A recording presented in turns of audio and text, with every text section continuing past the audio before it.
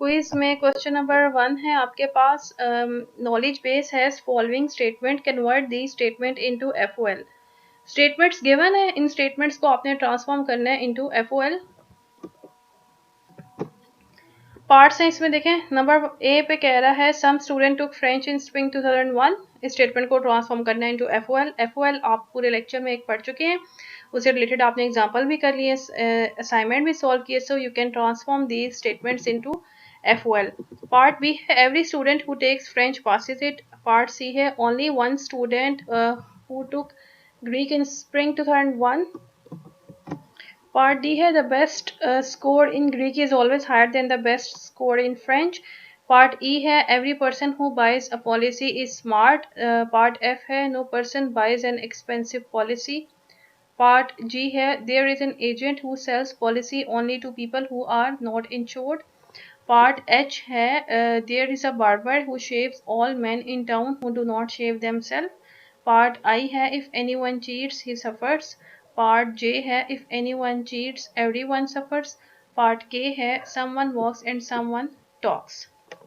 So question number 1 में ये सारे पार्ट्स हैं फ्रॉम ए टू के, जिसमें सेट ऑफ स्टेटमेंट्स गिवन है। इन सेट ऑफ स्टेटमेंट को आपने ट्रांसफॉर्म करना है into एफओएल।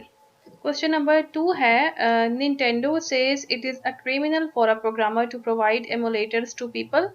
My friends don't have Nintendo 64, but they use software that runs N64 game on their PC, which is written by Reality Man, who is a programmer. Has Reality Man done anything criminal? Solve करना है इसको using forward चेनिंग and backward चेनिंग। अब forward चेनिंग और backward चेनिंग आप अपने lecture में पढ़ चुके हैं, उससे रिलेटेड आप एग्जाम्पल भी सॉल्व कर चुके हैं। सेम उसी से रेलिवेंट एक सिनेरियो गिवन है। इस सिनेरियो में आपने ये चीज़ प्रूव करनी है कि has reality man done anything criminal. इस वाले क्वेश्चन को आपने आंसर करना है आइदर येस और आइदर नो में। लेकिन सॉल्व करने के लिए आप फॉरवर्ड चेनिंग को यूज़ करेंगे और बैकवर्ड चेनिंग को यूज़ करेंगे। ठीक है, हम निंटेंडो इसको सॉल्व करने के लिए आपने इन स्टेटमेंट्स को लाइक ये 1 बाय 1 3 स्टेटमेंट्स गिवन है, 3 और 4, इन सबको आपने ट्रांसफॉर्म करना है इनटू एफओएल और फिर फॉरवर्ड चेनिंग अप्लाई करनी है, देन आपने बैकवर्ड चेनिंग अप्लाई करनी है। और ये जो लास्ट वाली स्टेटमेंट है has reality man done anything criminal, इसको आपने प्रूव। नेक्स्ट क्वेश्चन है रिग्रेशन से related, determine the regression equation.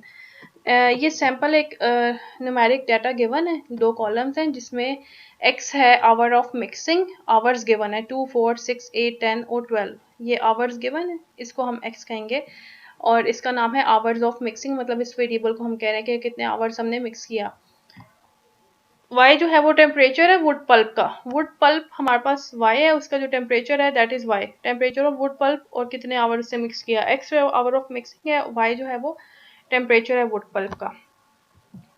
इसमें आपने करना ये है कि सबसे पहले डिटरमाइन करनी है रिग्रेशन इक्वेशन।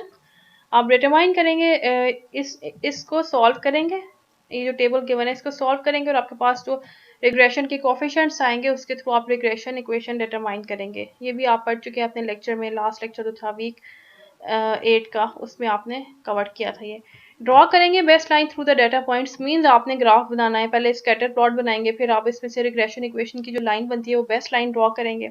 आइडेंटिफाई करेंगे रिलेशनशिप बिटवीन एक्स और वाई, एक्स और वाई के दरमियान अगर कोई रिलेशनशिप है, ये 2 वेरिएबल्स है ना एक्स और वाई, आवर ऑफ मिक्सिंग और टेम्परेचर ऑफ वुड पल्प, इन दोनों के दरमियान अगर कोई डिफरेंस है तो वो आप इसमें स्पेसिफाई कर देंगे। और लास्ट जो सी पार्ट है उसमें आपने temperature of 1 batch of wood pulp after mixing for 2 our.